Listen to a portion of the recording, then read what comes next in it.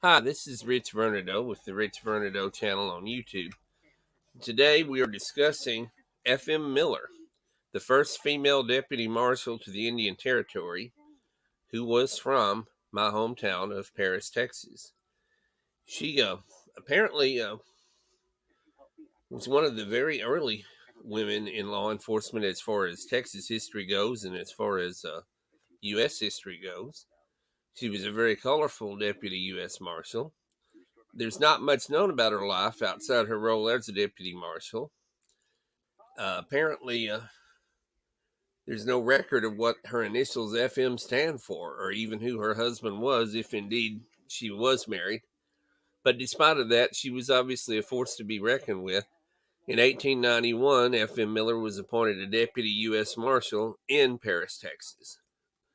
The Fort Smith elevator reported in November of 1891 the woman carries a pistol buckled around her and has a Winchester strapped to her saddle. She's an expert shot and a superb horsewoman, brave to the verge of recklessness.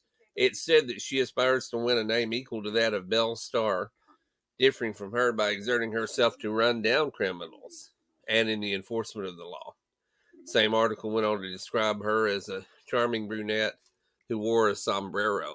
So apparently F.M. Marshall was quite a colorful law enforcement figure at a time when there weren't very many women. This was the 1890s, involved in law enforcement.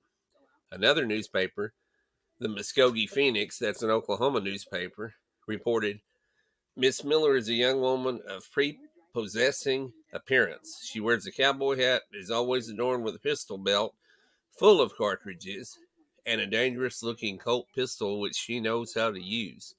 She's been in Muskogee for a few days, having come here with Deputy Marshal Cantrell, a guard with some prisoners brought from Tallahena.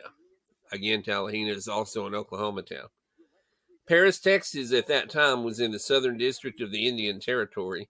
During this period, the Indian Territory was considered a violent place, and for good reason. It served as home to literally hundreds of dangerous outlaws from all over the country, villains who were guilty of murder, rape, arson, robbery, many other terrific acts. They flocked there because it was a place where law enforcement had no jurisdiction. But with the appointment of Judge Isaac Parker to the Western Judicial District, a lot of that began to change. He commanded some 200 deputy marshals, and the territory covered 74,000 square miles of rugged land. One of the few female deputy marshals to work in this territory was F.M. Miller. In fact, at the time she was commissioned, she was the only female deputy marshal to serve in the Indian Territory.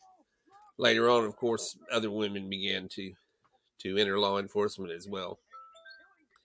Apparently, she did have a high arrest count and never shied away from the exchange of gunfire when called for. She had a reputation for being fearless and a superb horsewoman.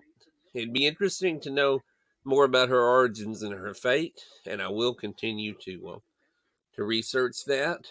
And so I want to give everybody a heads up that some of this research I discovered was done by Winnie Griggs, and she did a very excellent article concerning F.M. Miller that's found in a website called Petticoats and Pistols. So this is Rich Vernadeau with the Rich Vernadeau channel, and we're talking about F.M. Miller, the first female deputy marshal from Paris, Texas. Thank you very much. Hi, this is Rich Vernadeau with the Rich